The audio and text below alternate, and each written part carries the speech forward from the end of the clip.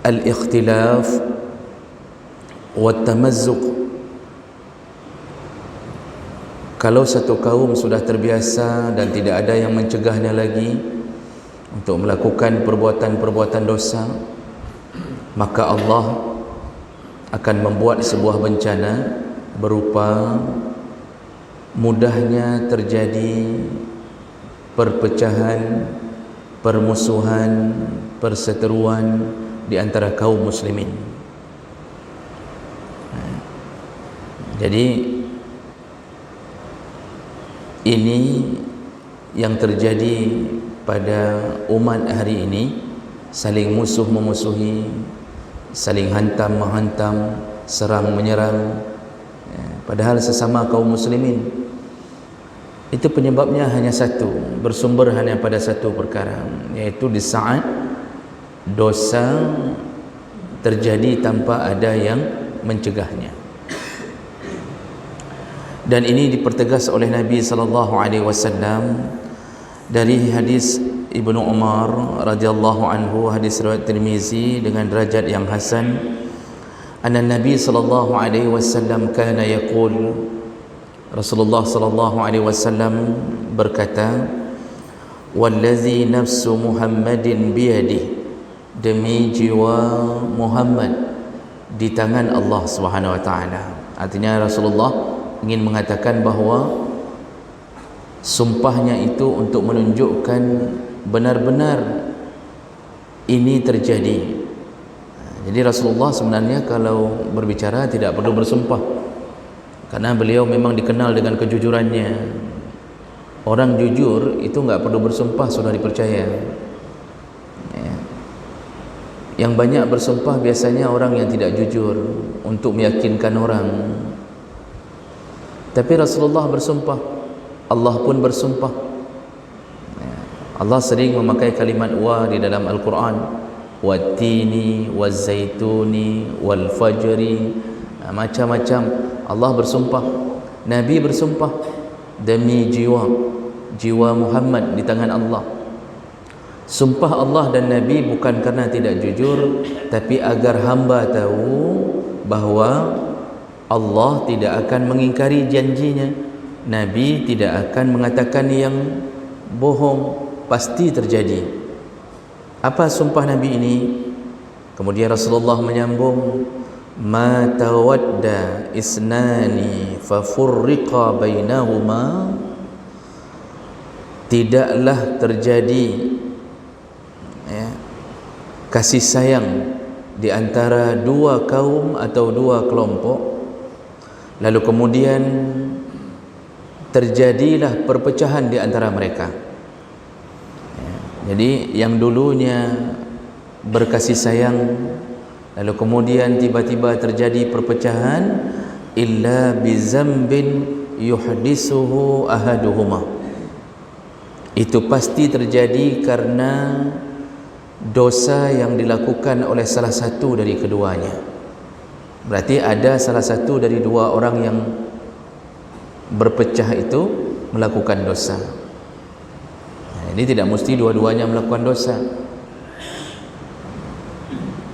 Jadi kita ambil kesimpulan dari hadis ini, semua yang berpecah belah, semua yang bertengkar-tengkar,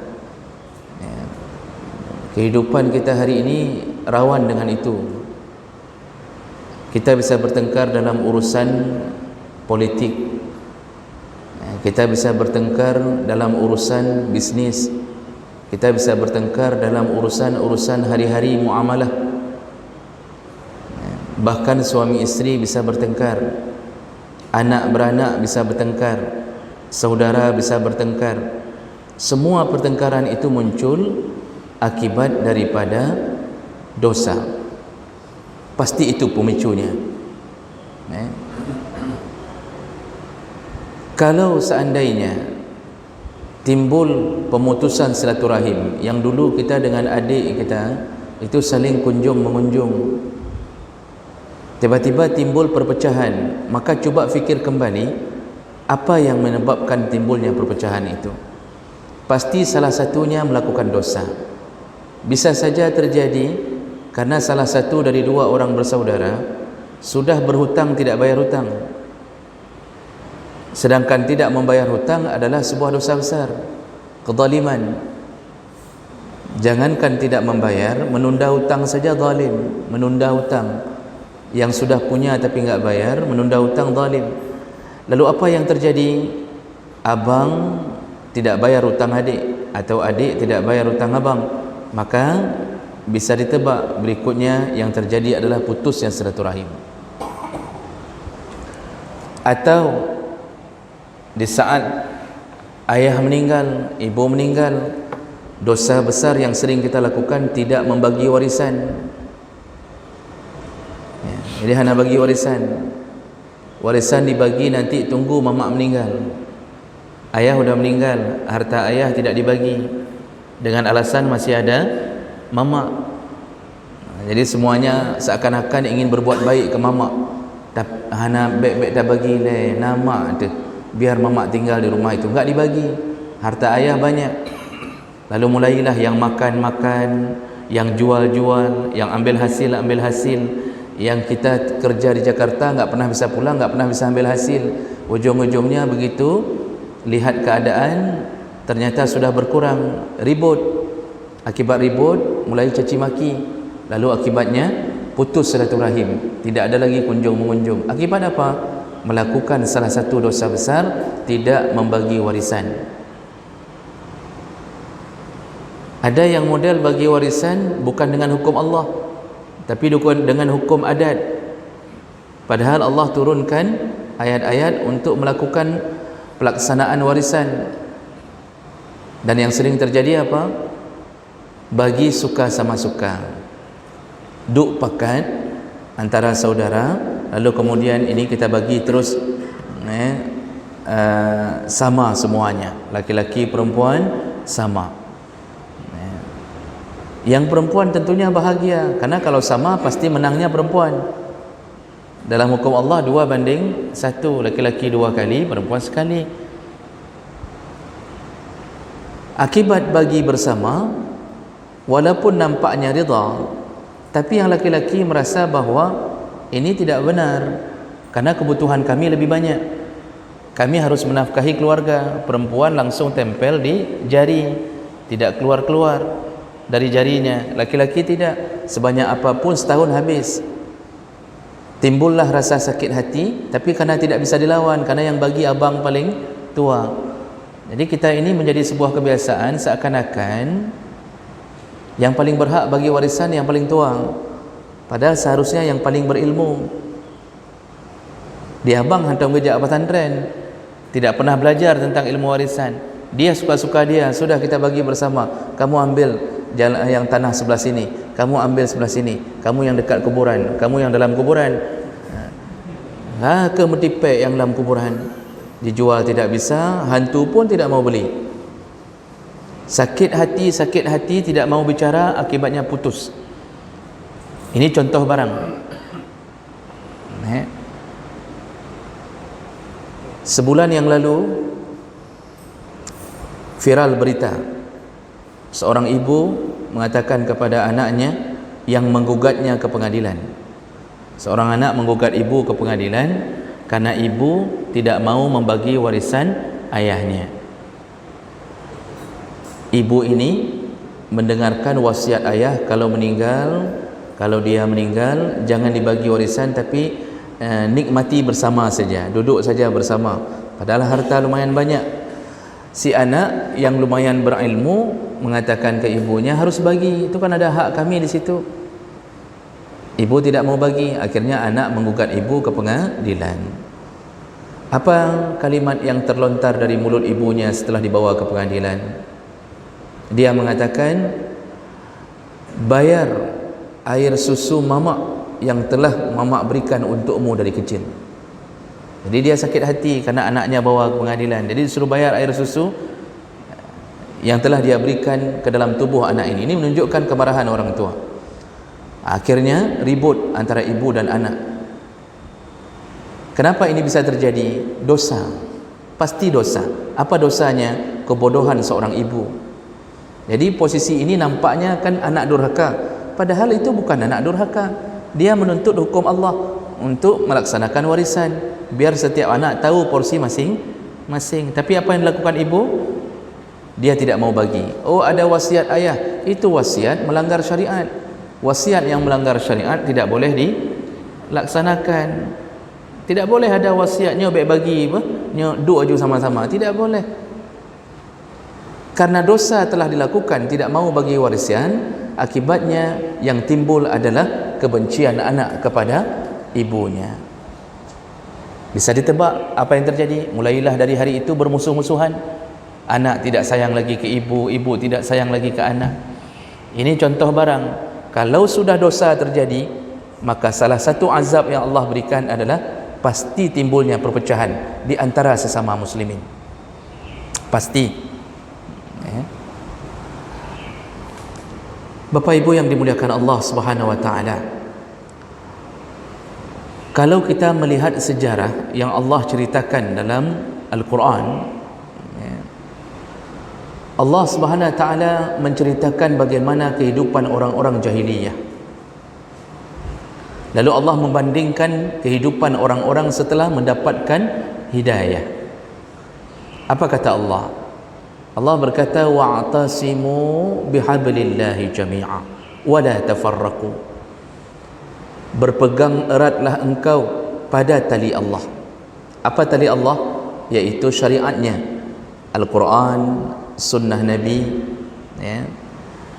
Berpeganglah engkau pada tali Allah dan janganlah engkau berpecah belah, kata Allah Subhanahu wa taala. Lalu Allah Subhanahu wa taala setelah menyuruh kita berpegang pada tali Allah, taat pada Allah, lalu jangan berpecah belah, Allah ceritakan, ingat-ingatlah nikmat Allah, wa dzkuru ni'matallah idz kuntum a'daan. Dulu kalian ini, hidup kalian itu bermusuh-musuhan, kata Allah. Jadi sebelum kalian mengenal Allah, sebelum kalian mengenal Islam, kalian itu hidup bermusuh-musuhan, kata Allah. Fa'allafa baina qulubikum. Allah lah yang melengketkan hati-hati kalian. Allah lah yang merekatkan hati-hati kalian. Jadi Allah ingin bilang dulu terjadi perbandingan yang begitu jauh antara kehidupan sebelum kenal Allah dengan kehidupan setelah kenal Allah. Sejarah mencatat orang jahiliyah itu, kalangan-kalangan orang Arab jahiliyah, disebut jahiliyah itu sebelum datangnya Nabi, sebelum kebangkitan Nabi sallallahu alaihi wasallam. Bagaimana gaya hidup mereka?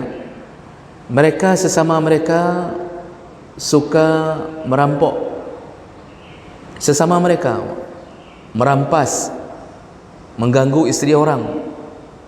Hari-hari hidup hanya berjudi, minum khamar. Kalau kita orang Aceh minum kopi, mereka minum khamar. Hari-hari mereka. Kalau sudah mabuk, mulai bertengkar sesama mereka. Akibat judi, bertengkar sama mereka. Jadi sesama suku itu saling tak termetak, sebentar-bentar membunuh. Ada masalah, bunuh. Ada masalah, ajak semua kaum perangi. Jadi suku ini berperang dengan suku ini. Nanti kalau ada satu suku, misal Bani, dari Bani mana, lewat di tengah padang pasir. Kalau di tengah padang pasir itu ada kelompok Bani lain yang sedang tinggal di situ, karena orang Arab dulunya hidup nomaden, berpindah-pindah. Di mana ada oase, di situ mereka tinggal. Kalau ada kafilah yang lewat dari satu kaum, maka dirampok oleh kafilah yang sedang berada di situ. Cara rampoknya bukan hanya dengan menawan, dibunuh. Makanya sahabat-sahabat Nabi itu rata-rata dulu bekas preman-preman semua. Umar bin Khattab itu memang raja preman, sudah terbiasa urusan pukul-pukul, ya, itu biasa. Di pasar Uqas kalau ada Umar itu tidak ada yang berani.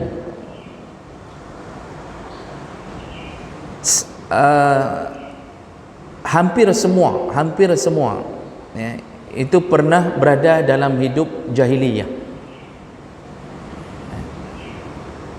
Dan ketika mereka mengenal Islam, tiba-tiba berubah. di saat mereka tidak lagi berjudi. Jadi kan disuruh tinggalkan oleh Rasulullah, sembah Allah, jangan syirik, jangan lagi berjudi, jangan minum khamar. Fase untuk membuat khamar tidak diminum harus 3 kali Allah turunkan wahyu agar tidak terkejut, karena khamar menjadi minuman hari-hari. Jadi 3 kali cara Allah mendakwahkan mereka, padahal Allah bisa mengubah hati-hati orang begitu saja, bisa dirubah. Hari ini minum, besok langsung tidak minum, bisa. Hari ini maksiat, besok taubat, bisa. Tapi Allah ingin mengajarkan kita, kalau ingin membuat orang lain taubat, membuat orang lain bisa sadar, maka berdakwahlah dengan cara Allah. Allah saja yang bisa membolak-balikkan hati supaya jahiliyah tidak lagi minum khamar. 3 kali fasenya, tidak langsung diharamkan. Alhamdulillah mereka kemudian menghilangkan khamar dari mulut-mulut mereka. Berzina mereka sudah jauhkan diri, mengupat. Jadi semua dosa-dosa satu persatu dibersihkan. Turun wahyu, jangan su'zan, jangan wala tajassasu, jangan saling mencari kesalahan, jangan buka aib, jangan ngupat, kata Allah, satu persatu, sehingga sahabat berubah menjadi orang-orang yang terbaik. Dan apa hikmah di belakang itu? Hati-hati mereka bersatu, kasih sayang muncul. Satu sahabat sakit, yang lain terasa sakitnya. Satu sahabat dilukai, maka yang lain terasa dilukai. Makanya waktu perjanjian Hudaibiyah dilanggar, yaitu Yahudi mulai membunuh satu orang Muslim, padahal waktu itu perjanjiannya tidak boleh ada yang saling ganggu, dibunuh. Ada seorang Muslim dibunuh, padahal sahabat jauh Nabi, bukan sahabat dekat. Begitu ketahuan satu orang dibunuh, yang lain semua cabut pedang. Saudara kita diganggu, langsung Nabi mengobarkan perang. Terjadilah beberapa perang dengan Yahudi akibat dibunuhnya seorang Muslim. Jadi kental sekali persahabatan, kental sekali. Pantang diganggu satu orang, yang lain habis-habisan maju. Ini gaya hidup masa lalu. Akibat apa? Maksiat tidak ada. Hari ini kita, sahabat kita dipukul, Rohingya dihabiskan, Uighur dihabiskan. Kita cuma bisa mengutuk. Presiden mengutuk kejadian di Rohingya. Presiden-presiden Islam mengutuk. Cuma itu saja, berulang-ulang, dipukul lagi. Sudah masuk ke orang-orang muslimah diperkosa, dianiaya. Yang muncul cuma mengutuk. Cuma itu yang bisa dilakukan.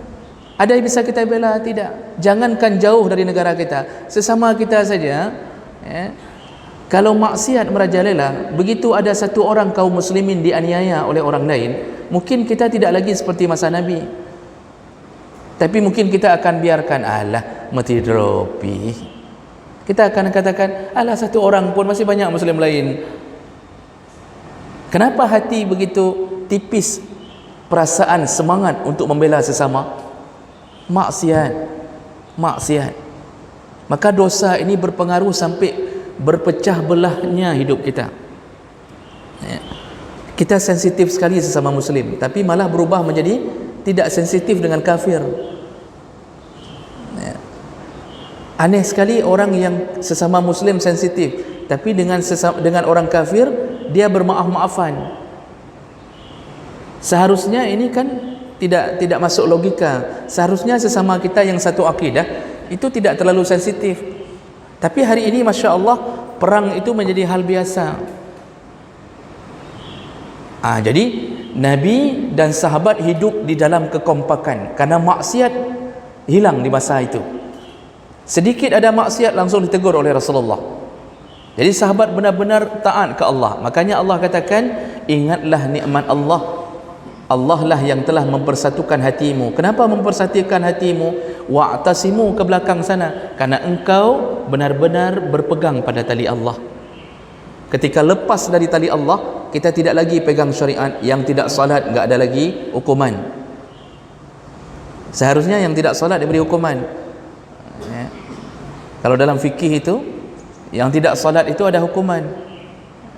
Bahkan bisa sampai dibunuh. Kalau dalam mazhab Syafi'i, sengaja meninggalkan salat lalu sudah disuruh taubat, tidak juga mau bertaubat, apa kata mazhab Syafi'i? Pukullah lehernya dengan pedang.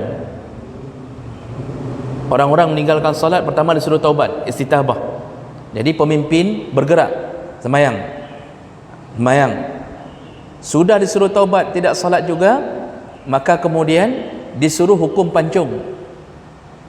Hari ini nggak bisa laksanakan. Kenapa? Itu kan hak asasi manusia. Itu kan hak kami nggak salat. Kami berzina kan hak kami. Dan akibatnya apa yang terjadi? Maksiat merajalela. Ketika maksiat merajalela, sesama kita pun tidak ada lagi perasaan kasih sayang. Tidak ada lagi. Jemaah mulakan Allah. Jadi di masa Nabi, sahabat aman, semua Masya Allah saling membela. Nah kemudian mulai bergulir, perpecahan kembali ketika umat sudah mulai masuk ke dalam maksiat kembali. Kapan mulainya? Di ujung-ujung Khulafa' Rasyidin, di masa Ali bin Abi Talib. Situ sudah mulai terjadi banyak maksiat. Orang sudah mulai menjauh maksiat akidah. Ada yang sesat, muncul kaum-kaum yang macam-macam cara berfikirnya. Nah kemudian ada yang menolak membayar zakat. Lalu apa yang terjadi berikutnya? Puncaknya ketika terjadi khilaf siapa pembunuh Utsman. Mulailah berpecah karena tidak ada yang menuntut darah Utsman. Ketika Ali naik menjadi khalifah, Aisyah, Muawiyah menuntut supaya mencari siapa pembunuh Utsman. Ali bukan tidak berani mencari, tapi dia takut jatuh ke dalam kesilapan, karena yang membunuh Utsman rame-rame, demo besar di istana. Jadi ketika menyerang Utsman itu rame-rame, ya. Jadi Ali takut jatuh ke dalam kesilapan, menjatuhi vonis kepada mereka yang kemungkinan mungkin tidak ikut. Akibat dari itu mulailah Aisyah isteri Nabi dan Muawiyah membuat barisan sendiri. Kemudian terjadilah perang dengan menantunya sendiri. Aisyah isteri Nabi, Ali menantu Nabi. Jadi sudah berperang ini. Terjadilah perang pertama yang disebut dengan Waqi'atul Jamal, ya, perang dengan naik unta. Itu sudah berperang sesama muslim. Akibat apa? Dosa, tidak ditegakkannya hukum Allah. Pembunuh seharusnya harus dikisas. Tapi Ali pun tidak bisa disalahkan karena beliau takut salah jatuhkan vonis. Karena bukan satu orang yang membunuh, sudah merame-rame jumunan Pak, ribut. Setelah demo di istana ribut. Jadi jemaah melakukan Allah, terus mulai perpecahan demi perpecahan, sahabat berpecah. Lalu terjadilah perang sekali lagi yang disebut perang Siffin, dengan Ali dan Muawiyah. Dan di situ berpecahlah menjadi 3 kelompok, yaitu kelompok yang sangat-sangat loyal kepada Ali, yang kemudian terlalu over loyalnya sehingga menuhankan Ali, dan kelompok ini kemudian disebut dengan kelompok Syiah. Kelompok kedua yang terlalu benci kepada Ali dan juga benci kepada Muawiyah. Jadi dikafirkan Ali, dikafirkan Muawiyah. Kelompok ini kemudian disebut dengan kelompok Khawarij. Dan kelompok ketiga yang tidak mau ambil dalam 2 kelompok ini, kami pulangkan urusan ke Allah. Kami tidak mau urusan dengan Ali, kami tidak mau bela Muawiyah, kami tidak mau bela, biar Allah yang mengambil urusan ini. Kelompok ini kemudian disebut dengan kelompok Murji'ah. Disitulah umat Islam mulai hancur-hancuran. Dan itu semua terjadi tidak lepas daripada maksiat-maksiat yang ada. Makanya ketika Ali ditanya oleh salah seorang sahabat, kenapa di masa Rasul semua terjaga dengan baik, maksiat tidak berlaku segala macam? Apa kata Ali? Karena di masa Rasulullah seperti akulah rakyatnya, model-model lagi elong rakyat Ali. Tapi di masa aku seperti kalian rakyat, hancur man. Begitu jawaban Ali dalam saduran manaqib Ali. Jadi semakin kita dekat dengan Allah, semakin kecil terjadi permusuhan.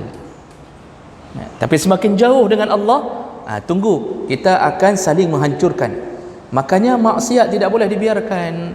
Dalam kampung kalau mau bersatu orang kampung, kuncinya ada pada maksiat. Tapi kalau kita lepaskan, yang main judi, yang main batai, kita lepaskan begitu saja, tunggu kehancuran dibuat oleh Allah. Nanti ujung-ujungnya lorong A, lorong B mulai bermusuhan. Sedikit ada masalah, mungkin diperingatkan anaknya, orang tuanya yang maju. Kenapa begitu sensitif? Kenapa tidak ada lagi kalimat, udahlah, dia kan juga orang Islam, sudahlah, kita sesama mukmin, saling-saling maaf-maafkan sajalah. Tidak ada lagi itu.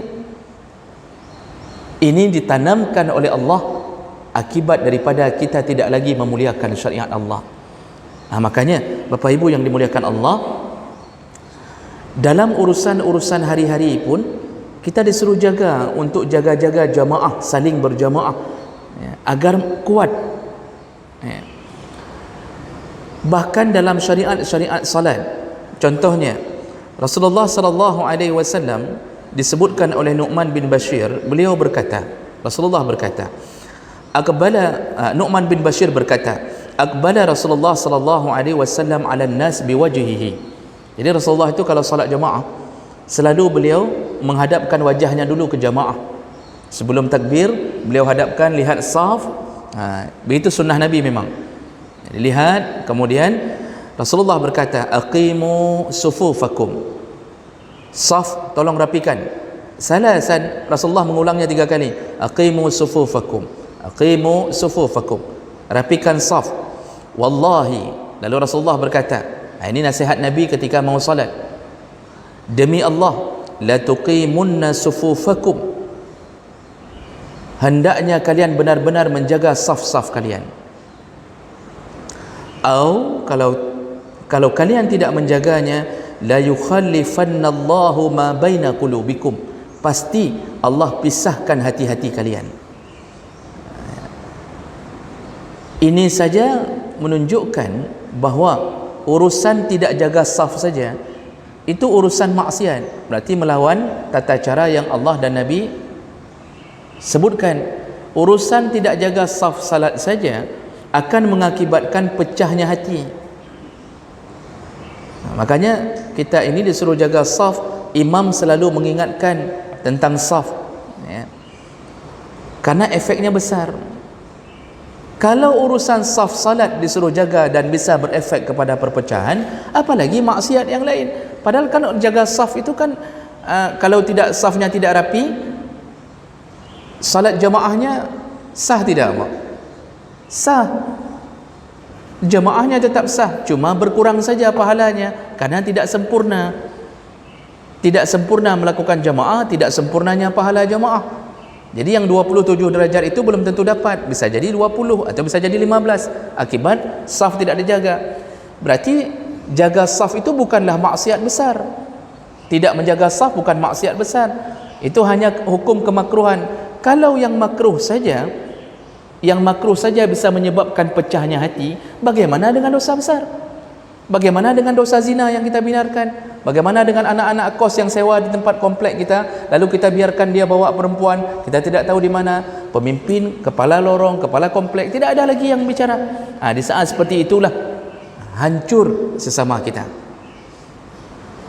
Dalam urusan makan dalam keluarga, kenapa hari ini suami isteri mudah berpecah, mudah bermusuhan, sensitif? Suami salah sedikit, isteri mepep-pep, isteri salah sedikit, suami yang hancur-hancuran. Kadang-kadang menceraikan isteri menjadi pelajaran, menjadi hal yang begitu mudah. Kenapa begitu sensitifnya kita ke isteri? Padahal kita tahu bahawa isterilah yang paling lelah memelihara anak-anak kita, melayani kita. Isteri lelah. Isteri pun kenapa begitu mudah untuk mendurhakai suaminya? Padahal dia tahu suaminya lah yang paling lelah mencari nafkah untuknya, siang malam memikirkan nafkah. Kalau anak perlu uang SPP, suamilah yang sakit kepala. Isteri kan cuma menyampaikan, bang, saya adik anak lepeng, selesai. Lalu isteri tidur, cuma mengatakan saya adik anak lepeng. Yang sakit kepala siapa? Suami.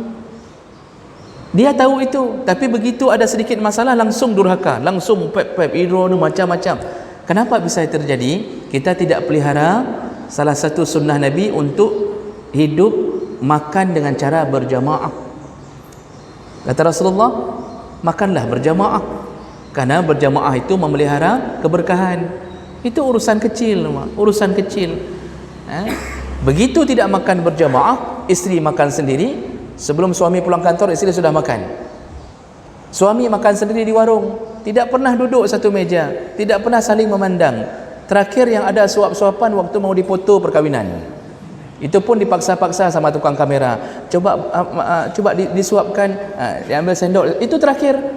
Dain hanali. Akibat tidak pernah duduk makan bersama, sering timbul perpecahan. Kenapa? Allah lah yang menimbulkan itu. Akibat kita hal kecil pun kita tidak mau jaga, sunnah kecil pun kita tidak mau jaga. Maka jemaah melakukan Allah Subhanahu wa taala, berhati-hatilah dengan melakukan dosa, dan efek ini akan terjadi permusuhan di antara kita.